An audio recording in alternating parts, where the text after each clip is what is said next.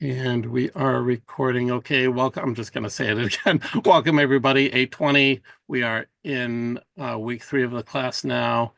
And we'll spend some time tonight going over a little bit about the discussion boards, just as reminders.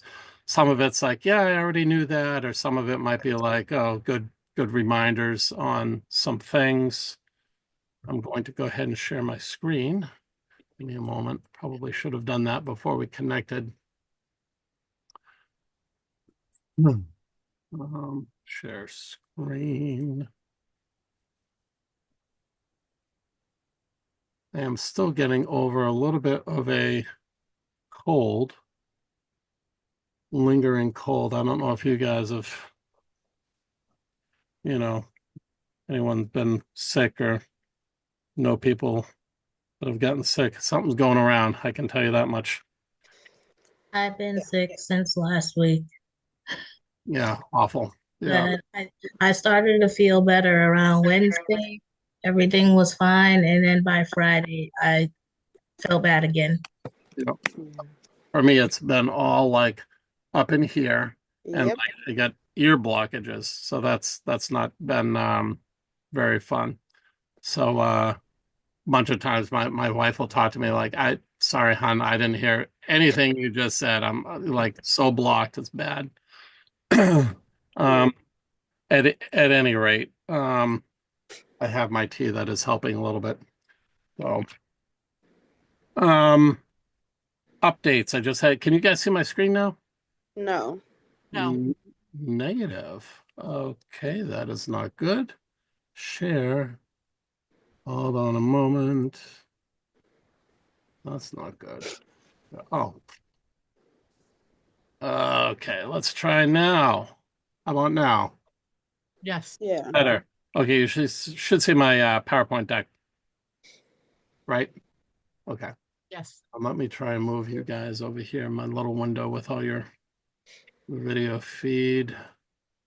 That should work. Okay. Um, okay, so I want to talk about discussion board expectations again, because I still see some things in the discussion board that a really close, but still not quite hitting the mark in some places. So one of the things I want to let you know is when I talk about these expectations, it's not just what Hebner's saying over here. It is expectations you will see throughout the entire duration of your doctoral coursework. Excuse me. As a matter of fact, the discussion board rubric is the same throughout all of the classes. I mean, it's, if you've looked at the rubric here, it's like, oh, that looks vaguely familiar, maybe, to 805, if you had the benefit of 805. So I always have to put that little disclaimer in there. So the expectation, generally speaking, is the same for all of discussions. Occasionally you have a discussion that might sound a little different, probably has a slightly different rubric. Maybe it's a peer review you're doing, right? There isn't really a lot of peer review going on in this class, but other classes have some of that. There's some group projects in a bunch of classes. You'll be doing that type of thing. By and large, a lot of the coursework is very independent. So just keep in mind the rubric so you can count on kind of the stuff I'm telling you here is going to be pretty much the same throughout. Another thing, I just want to make sure these are just like mostly reminders. Participation on at least 3 different days, right? So don't come in and do your initial post and 2 replies on Wednesday. Or maybe you do your initial post on Wednesday and you do 2 replies on Thursday. As much as I hate to say it, you get fully dinged for that because it has to be 3 different days. Like I just follow the rubric. It says 3 different days and we mean it. I try and get in there 3, 4 days. Last week was I don't think I hit the mark. I was like down for the count so much. Um, but for the most part, I am trying to stay very engaged with you in the discussions and keep things moving along. When I respond to you, please try to respond back to me. So I'm responding for a reason and hope and pray that you will take my prompt because usually I'm looking for something more to help you out a little bit, right? So keep that in mind as well. Some of you may have noticed just how many points you will lose if you don't hit that second reply or or you're not hitting the 3 day minimum, something like that. Oh, Tisha, can you go on mute for me, please? I'm getting feedback. Yeah, thanks. Um, and then, so keeping in mind, so the initial post, yeah, I've mentioned needs to be substantive. I'm gonna get into, well, what the hell do you mean about substantive? That could mean many different things, right? Um, and to show you what I mean by that is I'm just gonna kind of go through the rubric a little bit more in depth and talk about each of those criteria. And I'm pretty sure it'll help you out, for the rest of the this course and other courses. Um, so we have a substantive. I can't say that too many more times tonight. But your replies do not need to be as lengthy, right? But they still need to be engaging, thoughtful, sometimes even constructive criticism of what your classmates said or counterpoints, a point that, maybe you disagree, or maybe you have another similar example from your own work, something like that, right? Um, but the days of 3 sentence replies are gone. It definitely needs to be substantive enough to help just keep the conversation going along.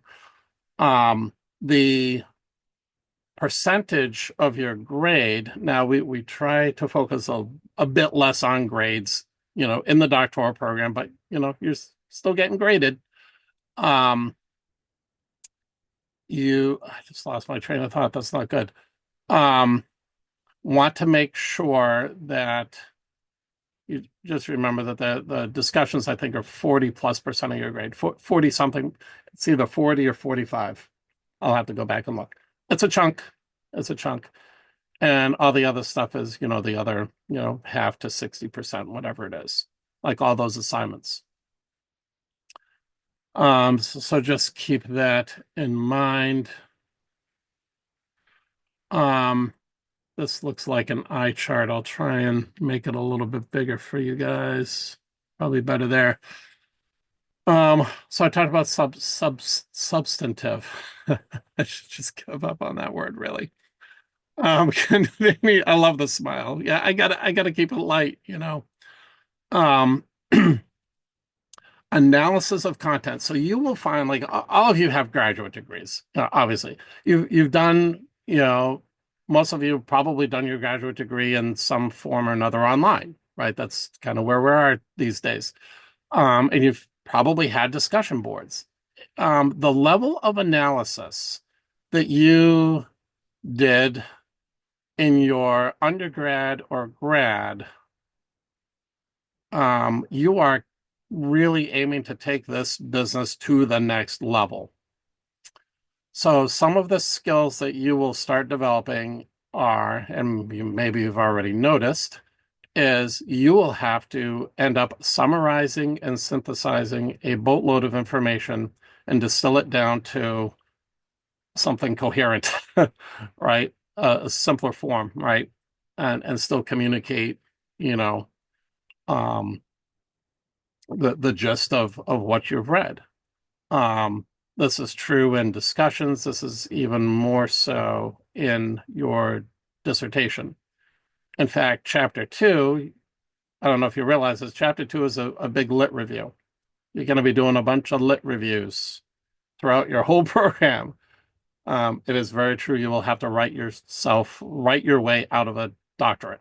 No doubt. So, get used to it now, I guess, maybe. It's certainly doable. It's just it's a lot. Um, you will be writing maybe quite differently than you're accustomed to. Um, we'll get to more of that, but the analysis, synthesis, summarization of a large body of knowledge, really. So the discussions, you're going to try and do some analysis. Not just It's not just about what Smith and Wesson or Flintstone and Rubble said. My favorite go-to citations there.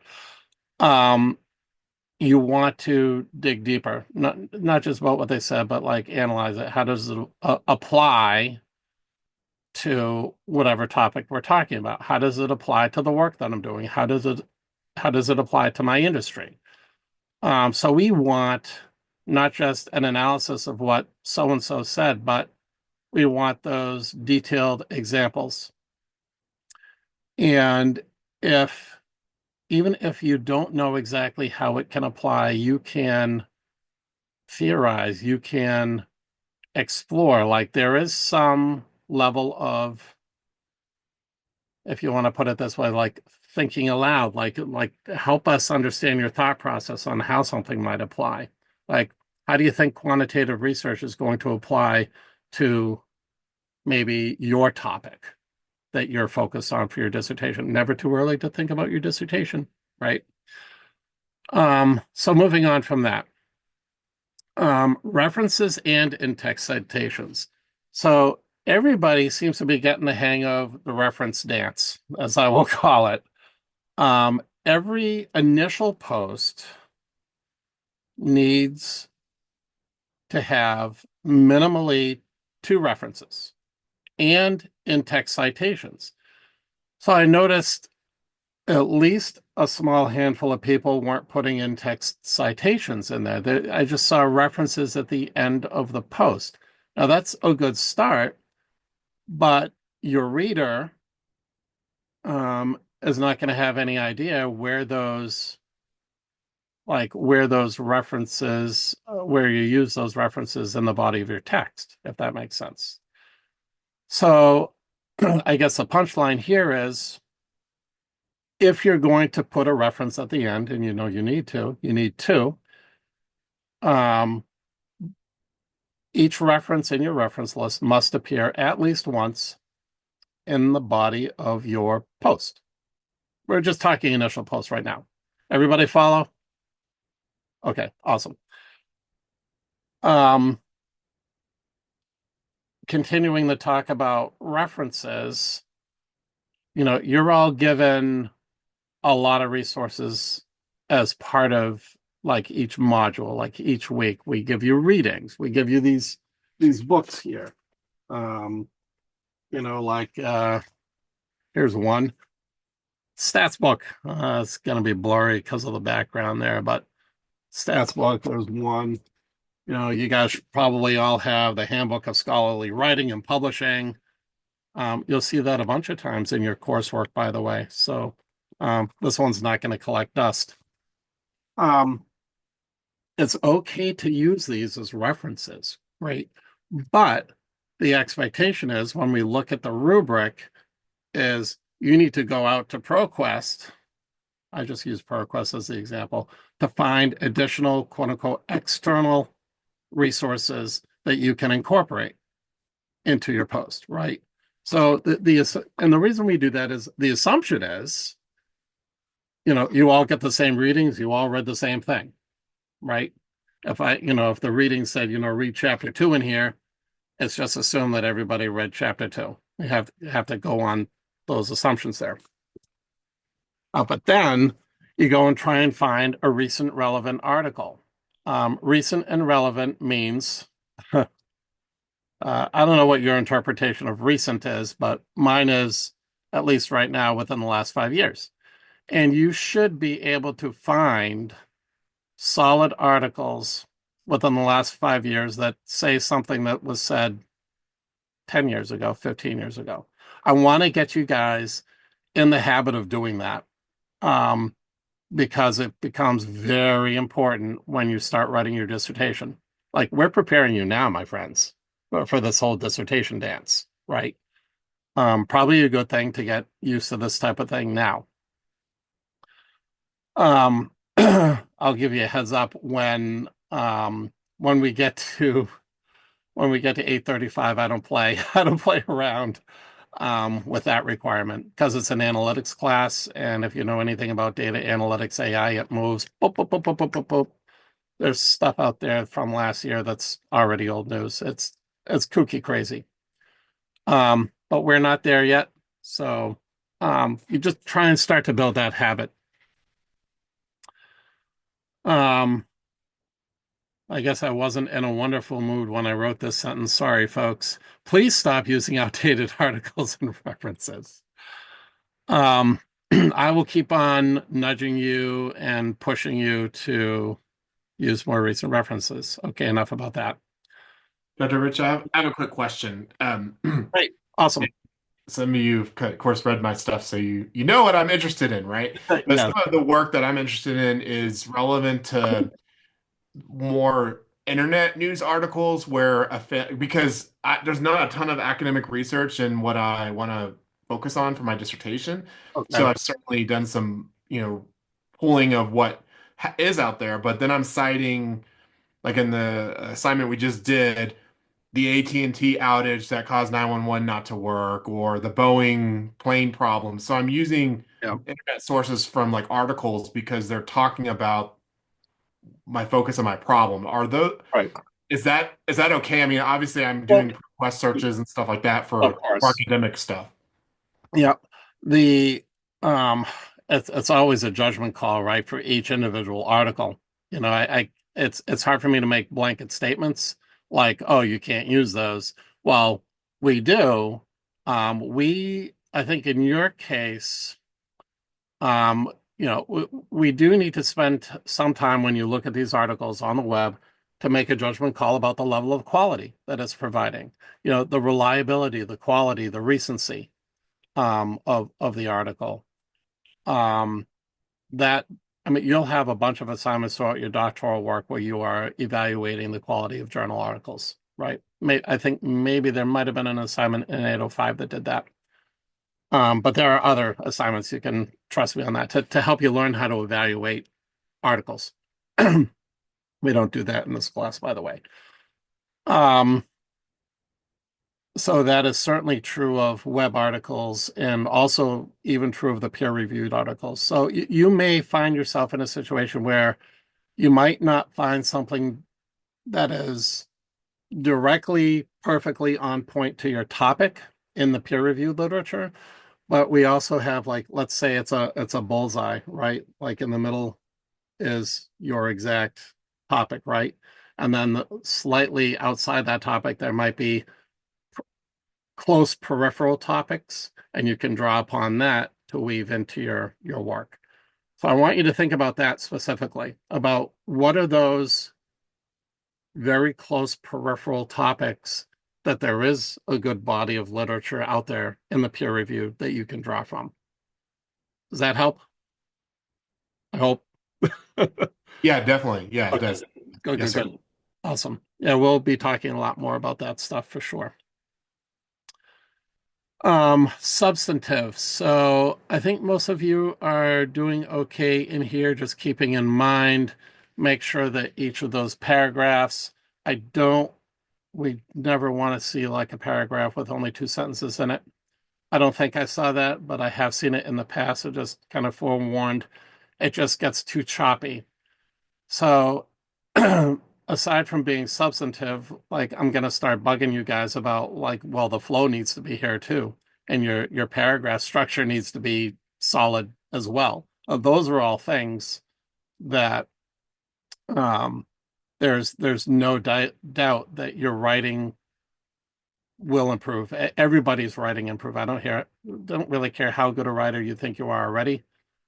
It will improve, and it's also it'll improve in ways you probably didn't even expect.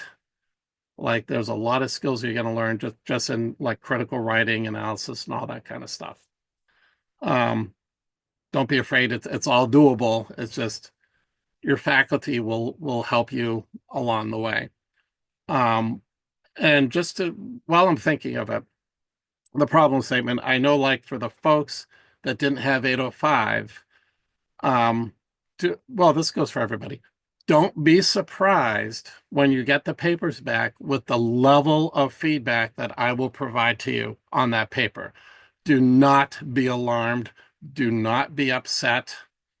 Um, I've had students rip me a new one actually, and like, okay, well, I'm giving you constructive feedback that you can use, and I would love to think that most doctoral learners would want that upfront early on in their program. Um, so that'll come to you soon, hopefully, like by the end of this week. The feedback on the problem statement stuff. Okay. Um, Try to avoid bullet points. Probably saw my announcement about bullet points. We will avoid them at all costs in the future. We want narrative form and discussion boards, writing assignments, etc.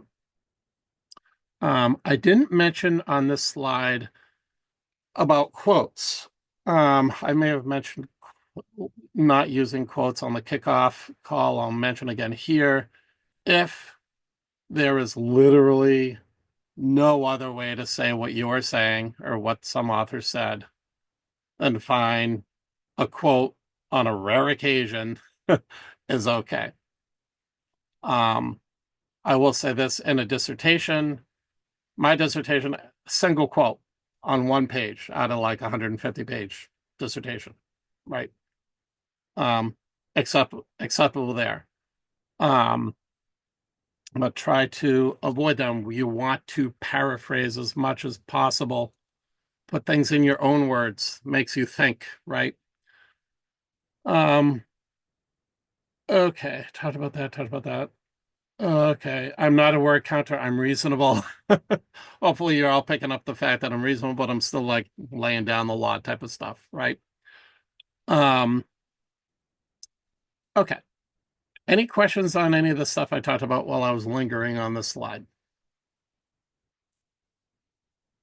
Don't look worried. It's all good. I want to see smiles. Yes. Deborah, I see you. Awesome. All right. Cool. Oh, yes. APA, our favorite topic, our favorite not. Um, it gets easier as you go. I assure you of that. You will get practice in every single discussion board post you ever write.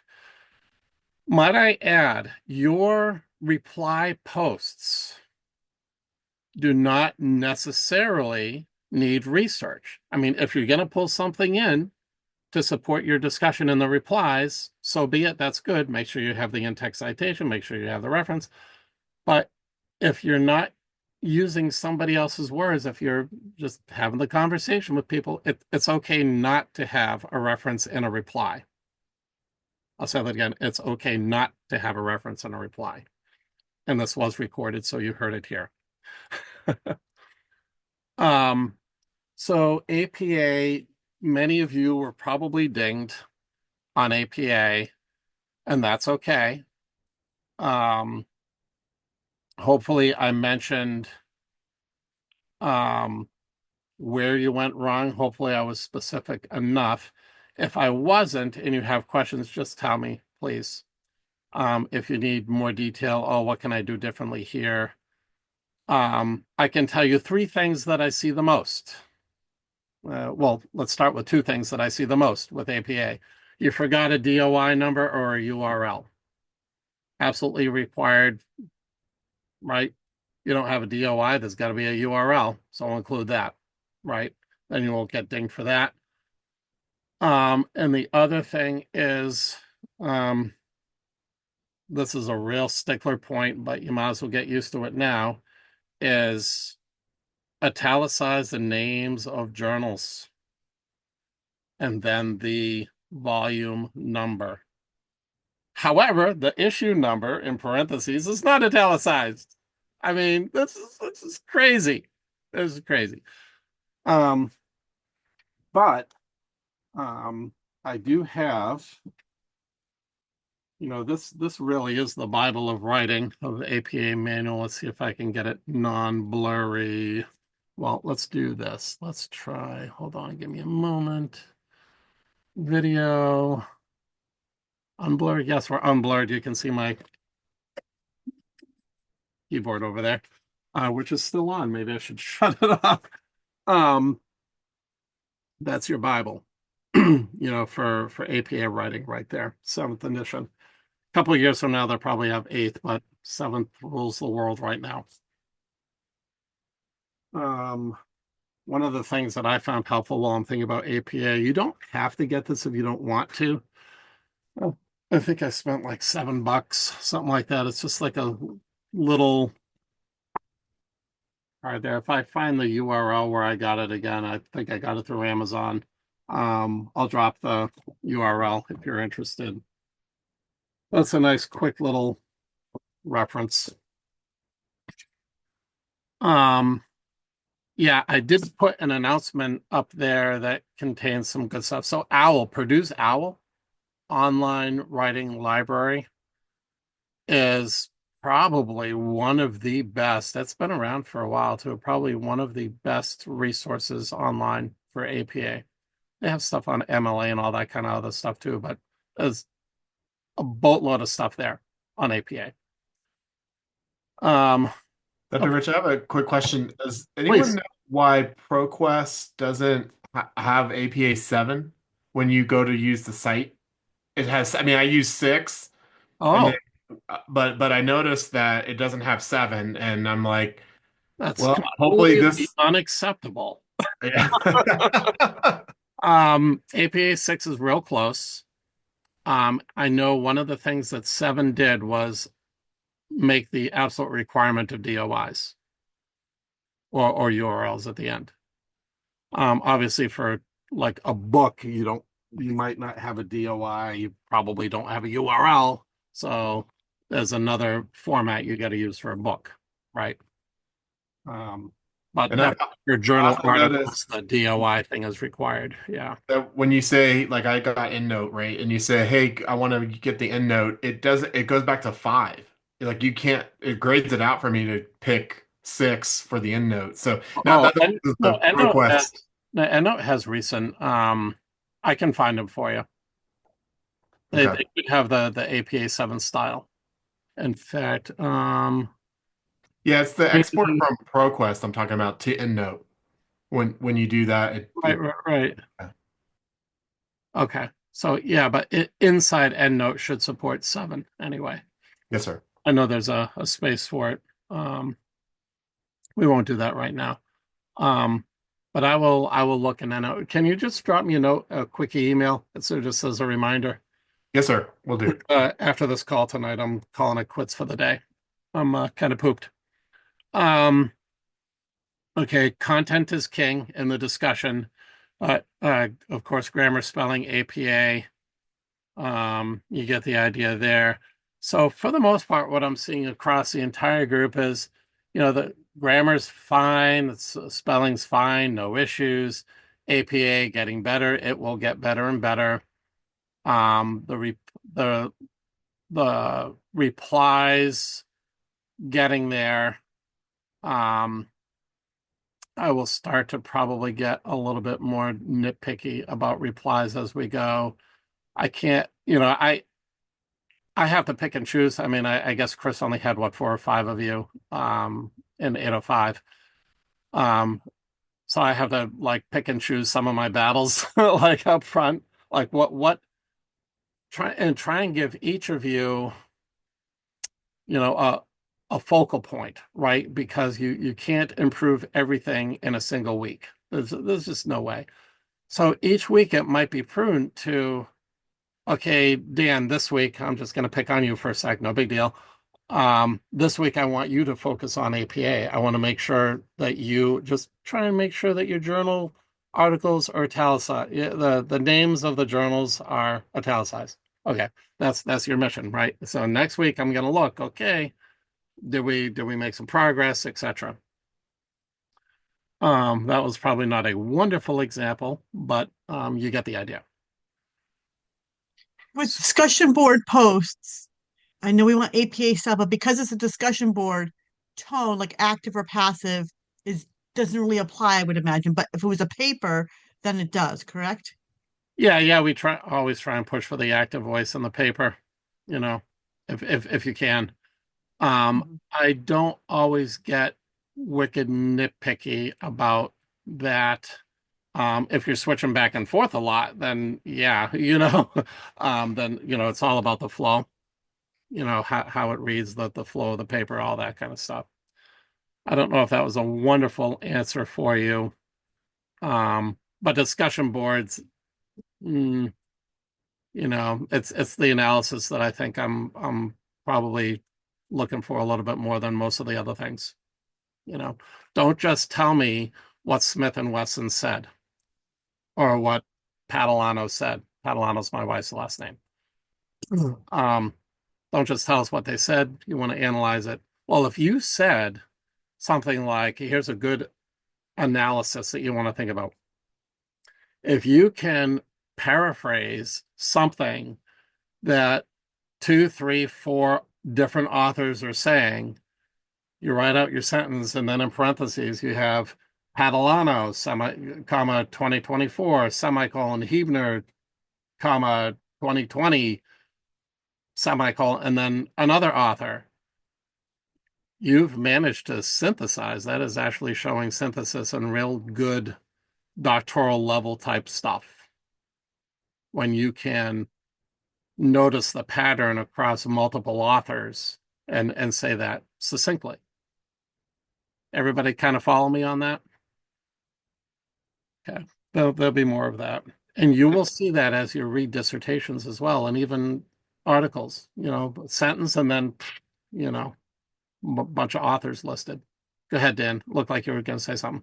Yes, sir. I was just gonna say I take it that of course the part of the goal of this is for us to interact with each other. So I assume for our most part you're trying to have us respond to each other and get into the dialogue.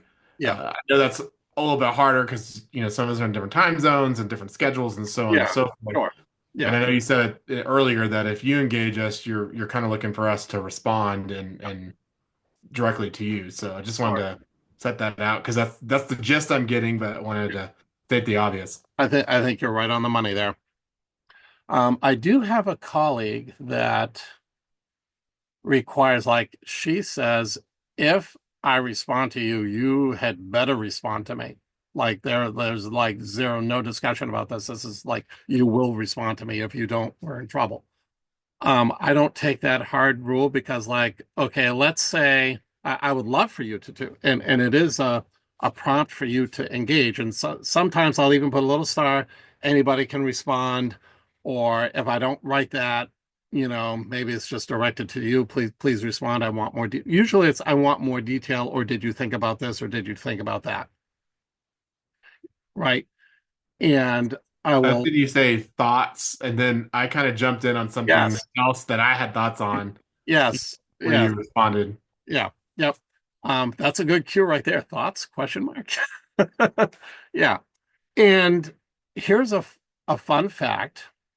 I don't think I saw anybody do this yet, but in your replies, when you reply to somebody, you can end your reply with a follow-up question. So guess what that does? That makes, let's say, Dan, let's pick on someone else now. Tisha. Tisha, let's say you reply to Dan's initial post. At the end of your reply, after you analyze or say, hey, I don't agree with this because of X, Y, and Z. Now, if you say you don't agree, you better explain why, right? But at the very end of your reply, ask another follow-up question, either to Dan or someone else, right? Just leave it hanging, right? That is a good way to help, and it's a good way to help your classmates, right? Give me something I can respond to, right? So Dr. Chris made sure that we did that to drive the conversation forward. yes, yep, that is a great idea. I didn't mention it yet, but that's you can start doing it this week. Give it a try, see how it goes. Okay. Moving on. It's already 10 past 8, and I'm going a little slower than I wanted to, but that's okay. I'll still try and get you out of here by 8:30. 7 categories evaluated for each discussion board. This is each and every discussion board during the week. Now, week 1 was kind of kooky crazy. There's a lot of discussion going on. All the following weeks, 1 discussion, as far as I remember off the top of my head. That's not so bad. That means you can focus on your quant assignments. That's where you're going to really start focusing on that work. Your quant assignments coming up at the end of this week. You need to get started with the SPSS. Excuse me. So the quant assignment is a 2-week thing. You'll submit part 1 by next Monday 0600, and then the second part, which is really a continuation, the following week. So these are the 7 areas on screen here. Content is king. You need to include that detailed example. We talked about research. We talked about replies. Doctoral level writing. That is where I start to look for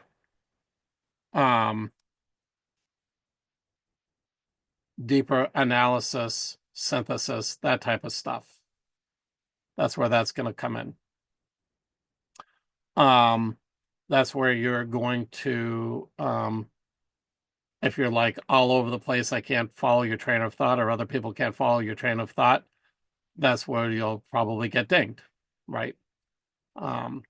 Content is really an assessment of, did you get the gist of what you read or what this discussion is all about? That's that kind of section of the rubric is. The doctoral level writing is like the grammar, the spelling, the analysis of the deeper stuff there. APA we talked about. APA, not a boatload of points. Participation. So I will share this with you as well. When I see, it should be less of a problem moving forward because we don't have 4 discussions in a single week. I hate seeing people lose points on the participation thing. It kills me, right?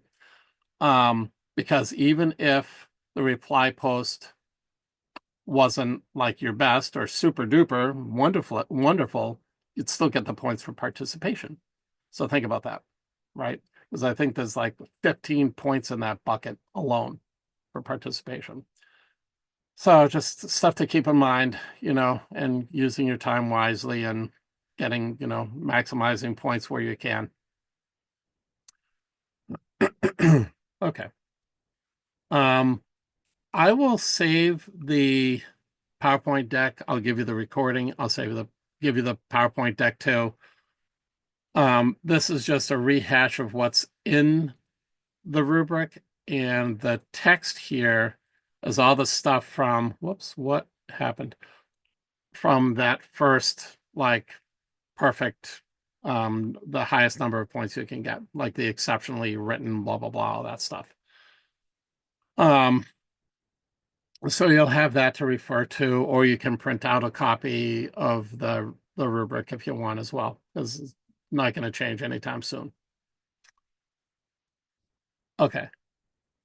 All right. Switching. Any questions now about discussions, stuff we've talked about so far? I want to switch gears briefly on SPSS. Crickets. Smiles. Santos, I see you. That's when I smiled in. Gotta just like take a breath for a minute and relax, have a sip of my tea. Hopefully, Dr. Chris, those of you that had Dr. Chris, hopefully he's probably not quite as chill, but I like to try and keep it like not too stressful. Okay, let's talk SPSS and then we'll get you guys out of here. Couple of recommendations. I initially, when we rebuilt this class not too long ago, back in November, I want to say, I was going to have you go out and find your own data set and download it and try and import it into SPSS. And that's a lot. That's a lot to do that. So instead, I just tweaked this last week for you guys. I'm giving you an option, one of two data sets, right?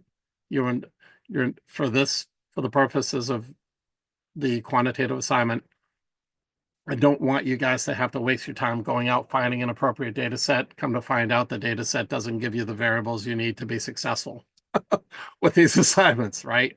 These two data sets that I put up there for you, you are guaranteed to be able to complete part one, part two. Okay. Cover the gamut for you.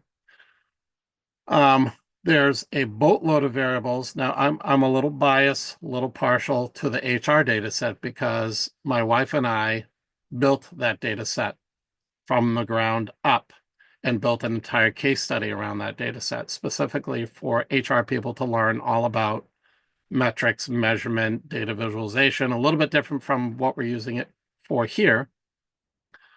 But it's got a boatload of variables. It'll cover everything you need for this assignment. So you can use that, or you can use the other one that's up there. Up to you. The bonus is I imported the data and made sure it was in SAV format. So SPSS uses this thing, the .sav files, right?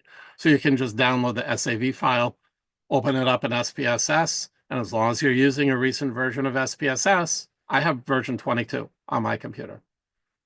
I think that's like version 27 now is current, whatever.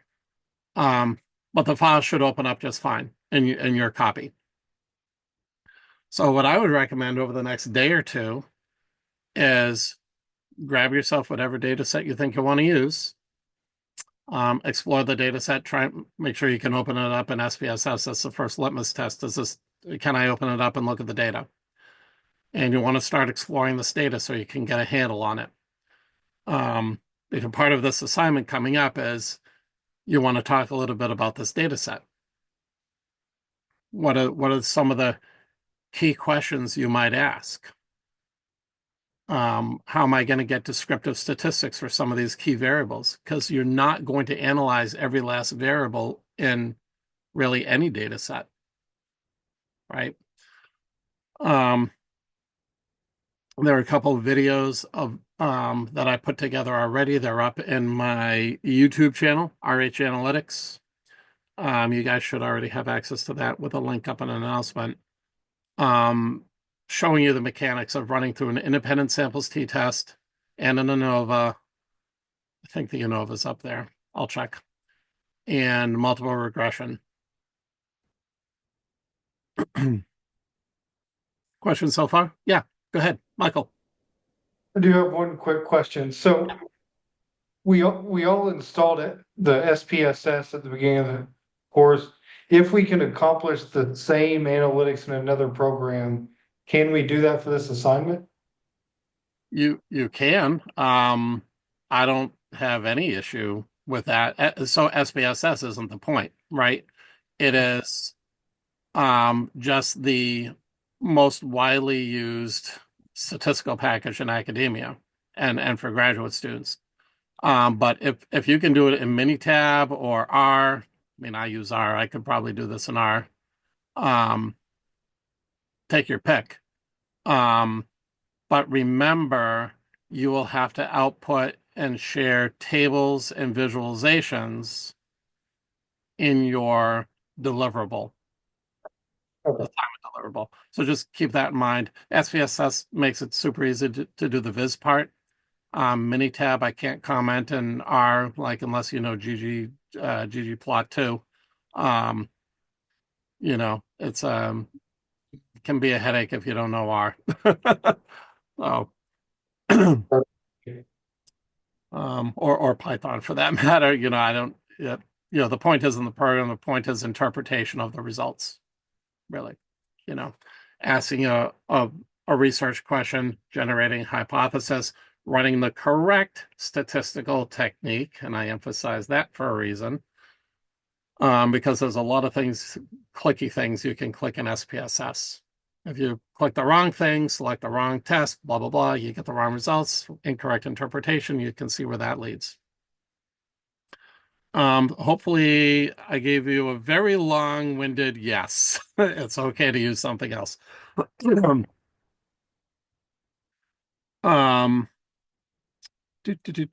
Okay, so later on, when you get to your dissertation, I know you're probably not too worried about that yet. You will be collecting your own data. And if you go down the quant route, quantitative research methodology, hopefully non-experimental. Experimental is a little bit more of a dicey, not dicey, but just different, I guess. You will have to collect your own data from wherever, Qualtrics, SurveyMonkey, etc. You will undoubtedly have to download that data, be able to import it into a software program like SPSS, clean up the data because data's messy. Yes, it's messy. I've been dealing with data for over 20 years. Every organization has messy data. Anyway, you'll have to be able to import it yourself at some point. Usually it amounts to like grabbing a CSV file from somewhere and importing it and do a little bit of data cleanup. For these assignments, you don't have to do data cleanup. The data that I provided in the assignment area is about as cleansed as I can make it. So it'll get you to where you need, right? It gives you what you need to be successful for this assignment, for the couple of assignments. Okay. So another thing on SPSS, you open up the program, right? And it's a lot. There's a lot of clicky things, a lot of things you can click on. Right now, I would just focus on the mechanics of learning exactly what you need right now to get through this assignment, right? Like, for example, there's a few different options for t-tests, right? Which one are you going to use? Independent samples. Just trust me on that one. Independent samples t-test. You will do an ANOVA later on, right? And then you'll do a multiple regression. So I don't know if you guys are aware, but regression, there's a whole boatload of different types of regression. You're not going to do logistic. You're not going to do hierarchical multiple regression. You're not going to do any crazy factor analysis. Nope, nope, nope, nope. You're going to do exactly what you need for this assignment. And you can worry about the rest later. Just thinking about optimizing your time, right? And that is a lesson that you will continue to learn and refine as you go, is like optimizing my time. How do I best spend my time and where to do exactly what I need to do? Not a boatload more, not much less, just right? That's the trick, right? Okay, so focus on what you need, focus on descriptors, frequencies, and generating appropriate graphs. I have 7 minutes left, and in 7 minutes, I'm going to show you a few things right in SPSS. It might seem quick, but you'll see once you're in SPSS. Has anybody used it before? Just as a quick question to you guys. I'll take that as a no. No. Okay. I've done R. I Wow. think it's much easier than R looking at it. Well, my master's was data analytics, so Oh, there you I go. did R Yeah. and Python. Yeah. I built a whole customer health scoring platform in R for work, and still have to support it because nobody else at work knows R. In fact, the person that did know it, she just left. So anyway, I digress. Let me grab my SPSS. I'll bring it over here. Looks like a lot. Can I hide that thing? There it goes. Okay.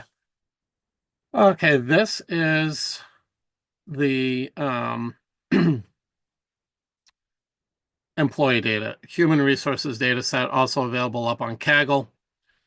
Been downloaded over 100,000 times. It's used for learning about data visualization, data science, machine learning, etc. And if you know anything about data science, analytics, it's all stats behind the scenes anyway. All right, so here we go. We have a whole bunch of options up at the menu. Graphs. Oh, I wonder what on earth graphs will do for me. Okay, easy enough there.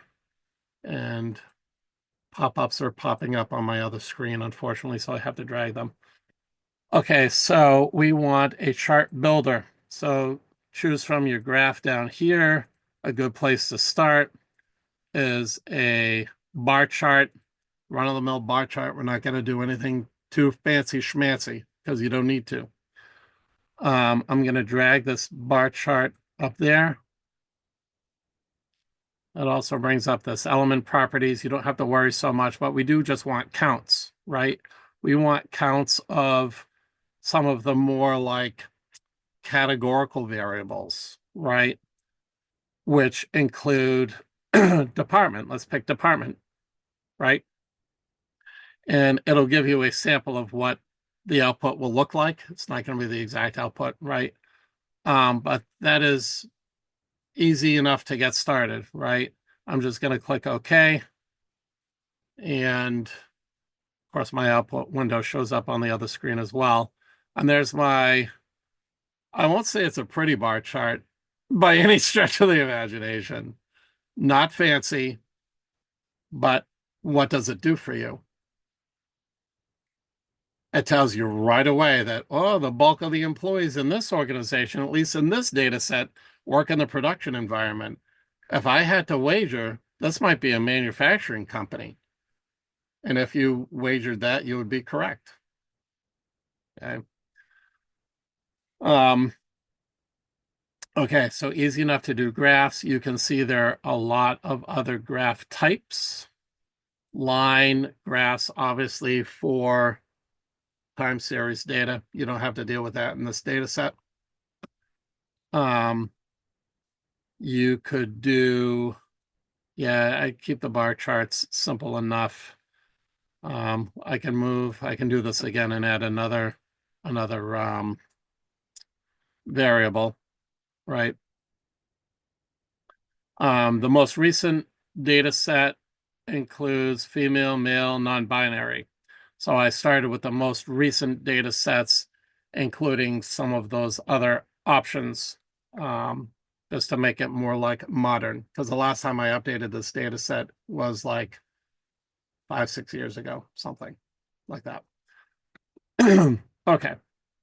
So now you can obviously get the frequencies in visual form, but we also have frequency diagrams, right? And those are going to come in handy. Those are going to be useful for your dissertation work if you go the quant route too. And I only have 2 minutes left. Okay, we'll go maybe a little bit over 8:30. Okay. Oh no, you say. Oh no. You'll be all right. Descriptives. So analyze descriptives and frequencies. These will give you frequency tables, right? And you don't just have to do one variable, you can do a whole boatload of variables at the same time. So just click your variable, click the arrow. I believe you can still double click. Yeah, you can also just double click on the variable if you want. You can click the statistics box if you want, and you can do quartiles, mean, median, mode, the obvious, the usual suspects for each of these variables. Those may come in handy later on. You might want standard deviation, so we'll click that too. You click OK, and it'll give you the lay of the land for why did it not give me well, it gave me the frequency tables, but it didn't give me the other fun stuff. Okay, I'll have to figure out why. Oh, here we go. Up here at the top. Sorry. It's like I'm looking right at it. Variables across the top and the columns and all these stats, mean, median, mode, blah, blah, blah. And you can see the frequency tables down here, right? Marital, single or married, bulk of the people. You know, you get the idea there. Frequency tables, right? You will absolutely need those plus visualizations when you're reporting on your descriptive statistics in a quantitative dissertation. You read any quantitative dissertation and they talk about descriptives, okay? Okie dokie. So you have descriptives. What else did I say? Okay, you're going to do a t-test, not just any t-test, but if you remember your undergrad or grad stats, if you had one, a t-test is a comparison of means, right, across two groups, not one group, not three groups or more groups, two groups. If you start wanting to talk about more than two groups, it's an ANOVA. We don't want an ANOVA in this first round. We want your independent samples t-test. So let's do that. And of course, I have to drag the little dialog boxes back over to this other screen. And I'll just move these back. This is all in one of those videos under the YouTube channel too. I probably take a little bit longer to go through them though. So independent samples t-test, you're going to move your test variable over here. Your test variable needs to be quantitative, numeric, right? The best option is salary. Salary is a continuous variable. Then you want to pick your grouping variable. So what's my research question? Is there a statistically significant difference between males and females based on salary? Okay. And hopefully there isn't. And hint, there isn't in this data set, right? I have to pick my grouping variable. So I believe one of these still has just two options. Okay, so you move this puppy over, you'll notice these two little question marks. Like, what the hell do I do with that? Right? Define groups. Again, moving the little dialog boxes over here. You need to define what the groups are, like how the groups are encoded. So for this particular variable, the groups are encoded as a 0 or 1. So you put the 0 or 1 in there, right? In other data sets, maybe they're coded as a 1 or 2 or a 8 and 9. I don't care what, but you just have to like eyeball the data to see how they're coded before you start just entering a 0 or 1. Okay, so you got to enter those. It populates that right there. You click OK. You can always look through and see what the options are. Most of the time, you'll just have a 95% confidence interval. That is totally acceptable for business research. In fact, most of the business research that I've seen, 0.05 alpha, run of the mill, right? And click OK, and you will get your results down here. You'll get your group statistics, the mean across female versus male. You can see the means are a little bit different, tiny bit higher for males. But what this test is asking, is there a statistically significant difference, right? Like we don't want to see females making 50 and males making 100. Nope, no way. And this little bad boy in here, you have sig over here. Sig is significance, right? So you may also remember 0.05 is the litmus test, right? 0.05, anything less than 0.05, we reject the null hypothesis. Anything over that, we fail to reject. It's a nice little wicked fast review of stats. What am I going to do with a significance of 0.40? Fail to reject. There is no statistically significant difference between males and females. Period. End of story. I'm done. I did my interpretation. And I did it before 8:35 p.m. My time, I should say. And I believe that is the bulk of. Now, I don't know if you really should do it that fast. You should probably, kind of go through it, do what you need to do. But at the end of the day, your work in quantitative research is about selecting the right statistical test for the data that you have and the correct interpretation of the output. I might even add the correct interpretation. You can worry about this stuff later, but something to think about: statistical significance versus practical significance. There's a lot of articles out there that show statistical significance, something statistically significant, but in all practicality, nobody really cares. Hate to say it that way.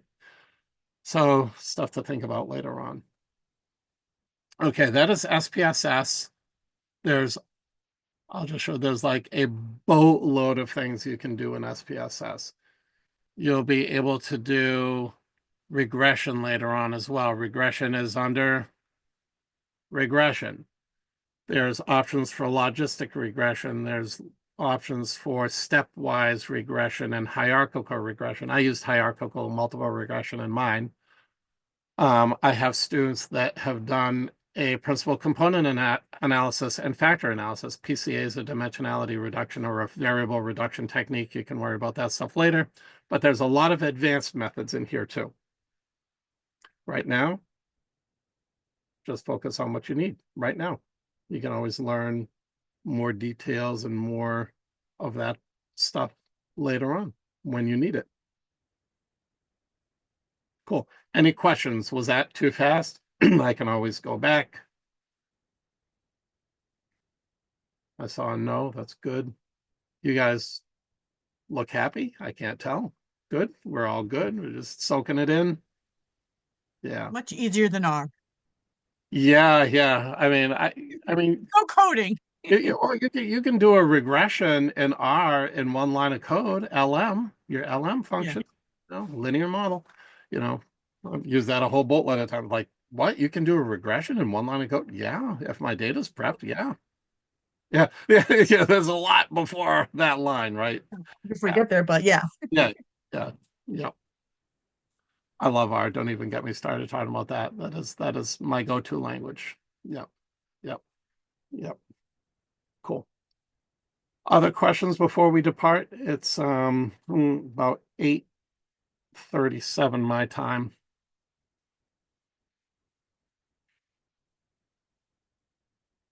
No? All right, my friends. I will let you all go. I hope you have a lovely rest of your evening. Have a good week. Over the next couple of days, you'll see the discussion board grades start to flow in, and then hopefully by the end of the week or this coming weekend, I'll get all those papers back to you. Cool. All right. Have a lovely evening. Thank you all. Appreciate you guys coming. Thank you. Thanks, Dr. Yep, take care, everyone. Good night. Bye.